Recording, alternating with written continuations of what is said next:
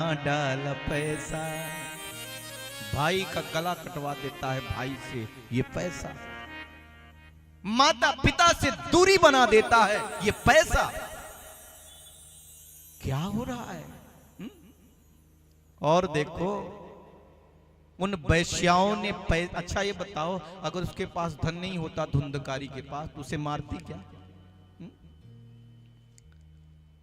एक व्यक्ति एक पंडित जी के पास पहुंचा। अब कहा, पंडित जी हमको ऐसा लगता है कि मेरा शनि भारी है। बोले किसने कहा? बोले एक पंडित जी कह रहे थे तेरा शनि बड़ा भारी है। अच्छा तो सुनो, शनि तुम्हारा हम ठीक कर देंगे। क्या करें? सुनो, 1.25 मीटर काला कपड़ा, 501 रुपया और आचार्य के वस्त्र, ये सब तुम लेकर के आना, 5 केजी तेल दे देना, तेरा शनि ठीक हो जाएगा। उसने कहा, पंडित जी कुछ कम नहीं हो सकता? चलो 3 केजी तेल, उससे भी कम नहीं हो सकता क्या? पंडित जी ने कहा, तेल देना ही मत, तुम कपड़ा दे दो, बाकी चीजें। बोले इतना नहीं, इससे भी कम नहीं हो सकता क्या? पंडित जी ने कहा, कितना दे सकता है? बोले कम से कम बताइए। पंडित जी ने सोचा, लगता है गरीब है। पंडित जी ने कहा, सुनो 1.25 मीटर काला कपड़ा दे दो, बस इसी से तेरा काम। बोला इतना भी हम दे नहीं सकते, मेरी सामर्थ्य नहीं है। पंडित जी ने कहा, सुनो तेरा शनि कुछ नहीं बिगाड़ेगा, तू ही शनि को बिगाड़ेगा, जा तेरा शनि ठीक। अरे होगा तब तो बिगाड़ेगा, आई नहीं तो खाक बिगाड़ेगा। धुंधकारी के पास पैसे नहीं होते तो शायद उसे नहीं मारा जाता। नहीं मारती वैश्याओं ने।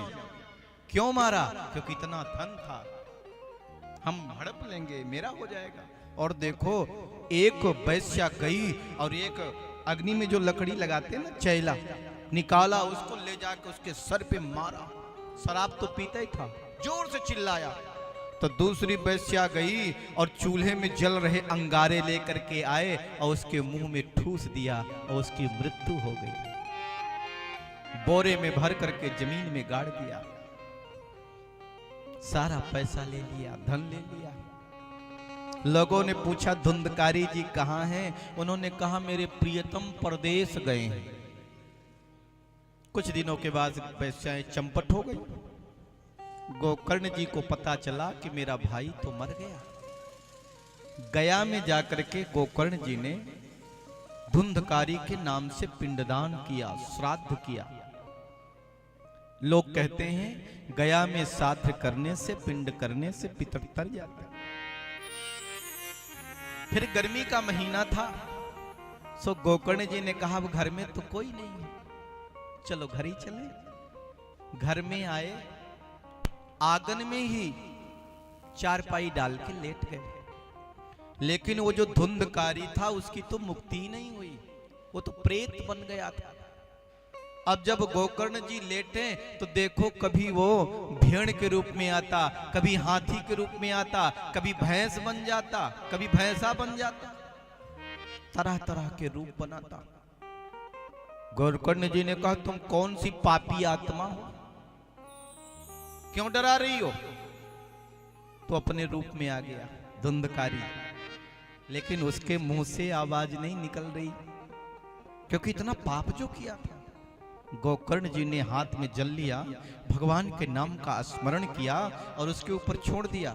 उसके पापों का जब कुछ समन हुआ तो धुंधकारी बोल उठा, अहम भ्राता तो दियोस्मि धुंधकारी तनामतः स्वकीयेने बदोषेण ब्रह्मत्वं नाशितम मया। अरे भैया, मैं आपका भाई धुंधकारी हूं। धुंधकारी तुम ऐसे रूप बना रहे हो भैया? बोले भैया मैं प्रेत हो गया, मेरी आत्मा भटक रही है। सारी कहानी सुना दी, कैसे कैसे मुझे वैश्याओं ने मारा और मेरी क्या गति हो रही है। तुम मेरी मुक्ति का उपाय करो। गोकर्ण जी ने कहा, सुनो, मुझे जब पता चला कि तुम्हारी मृत्यु हो गई तो जाकर के गया में मैंने तुम्हारे नाम से पिंडदान कर दिया। साध्य कर दिया, अब तो तुम्हारी मुक्ति हो जानी चाहिए। धुंधकारी ने कहा भैया मैं छोटा मोटा पापी नहीं हूं कि गया में जाकर के पिंडदान कर दो, साध्य कर दो तो मुक्ति हो जाएगी। बोले तो गया साध सते नापे मुक्त्यर्थे न भविष्यति। सैकड़ों पिंडदान भी मेरे नाम से करोगे गया में तो भी मेरी मुक्ति होने वाली नहीं है। इतना बड़ा पापी मैं हूं, कुछ और उपाय करो।